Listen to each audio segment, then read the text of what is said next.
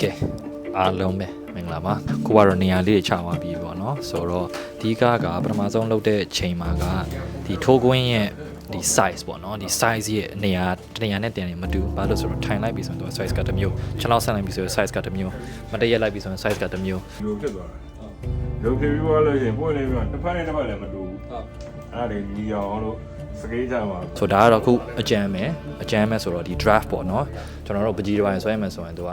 draft အခြေခံလေးချတဲ့ပုံစံလေးပါပဲ line နဲ့ပါတယ်ဆွဲတယ်ဒီနားမှာထိုးမယ်ဆိုပြီးလောက်တာပေါ့နော်တေးသေးချာချာလေးလုပ်ဖို့ကတော့အချိန်ယူရတယ်ဘာလို့ဆိုတော့နောက်ဆုံးတော့တာတူးပြင်မယ်ဒါတော့ outwork ပေါ့နော်ဆိုတော့သူရဲ့ outwork ကတော့ it's gonna take time အချိန်အောင်လုပ်ပေးရမှာပဲပြီးရင်ထိုးကွင်းဆိုတဲ့အရာဟိုး shake kick က style ဆိုတော့ကျွန်တော်အဓိကဟိုကြီးရချက်ကတော့ဒီမြန်မာရိုးရလက်ရမပြတ်ချင်တာပေါ့နော်ဒီဒီကိုဆုံးနဲ့သူတေးသေးချာချာလေးထိုးပေးခြင်းနဲ့ဟိုး shake kick က style လေးကိုတေးချာလေးပြန်ပြီးတော့ဖန်တီးခြင်းနဲ့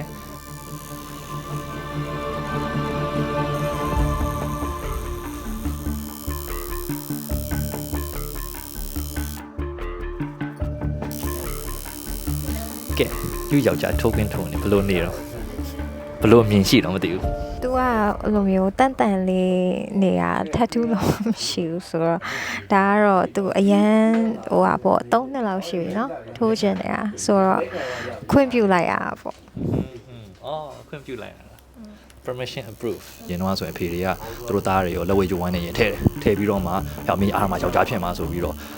လက်ဝဲထိုးပြရတဲ့ထိုးဝင်ထိုးရတယ်ပေါ့နော်ဆိုအဲ့လက်ဝဲထိုးပြရတဲ့ထိုးဝင်ထိုးရတဲ့ဟိုးရှိခင်တော့ရှိတဲ့ history ပေါ့နော်စီလက်ဝဲထိုးခွင်းဆိုတာကဒီထိုးခွင်းရှိမှယောက်ျားဖြစ်မယ်ဆိုတာဟာလေးပေါ့နော်ဆိုတော့ကျွန်တော်ဆိုရင်လောက်ချင်တာကြပြီပေါ့နော်ဒါပေမဲ့ကိုဒီထိုးခွင်းနဲ့ worthy မဖြစ်တာလို့ခံစားနေရတော့ကျွန်တော်ခဏလောက်မလုပ်တာပေါ့နော်like လက်ဝဲထိုးပြီးပဲဟုတ်တယ်ဒါပေမဲ့မရသေးဘူးဆိုပြီးတော့ကျွန်တော်ခဏလောက်စောင့်နေတာပေါ့နော်ပြီးတော့မှအခုမင်္ဂလာလဲဆောင်ပြီးသွားပြီးစီဝါးရေးလည်း okay တော့ပေါ့နော် okay အဲ့ဒါဆိုရင်တော့ကျွန်တော်ထိုးခွင်းနဲ့ worthy ဖြစ်ပြီလို့ကိုပတ်တာကိုထင်လိုက်တဲ့ချိန်မှာထိုးတော့မယ်ဆိုပြီးတော့ကျွန်တော်အခုရောက်လာတာပေါ့နော် so ဒီကကို worthy ဖြစ်အောင်ရည်ရင်လုံးလိုက်တာပေါ့နော်ဒီကတော့ represent လုပ်ချင်တာပေါ့နော်ဒီထိုးခွင်းရဲ့ history ရဲ့တန်ဖိုးနဲ့ကိုကျွန်တော်ကိုယ်တိုင်ကျွန်တော်ဘဝနဲ့တေချာလေး represent လုပ်ချင်လို့ဆိုပြီးတော့အဲ့ဒီအရာလေးကိုအရင်စူးစမ်းပြီးတော့မှ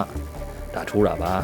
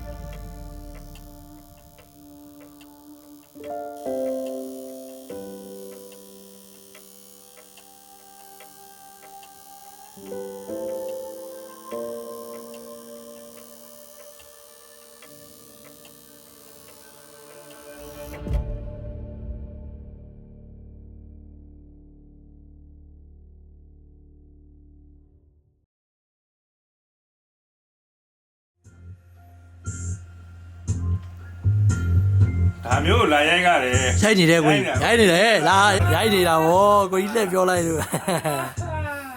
အမျိုးဘယ်လုတ်ခံမလဲအာဟောဒီလိုလေးတဲ့လုတ်နေရ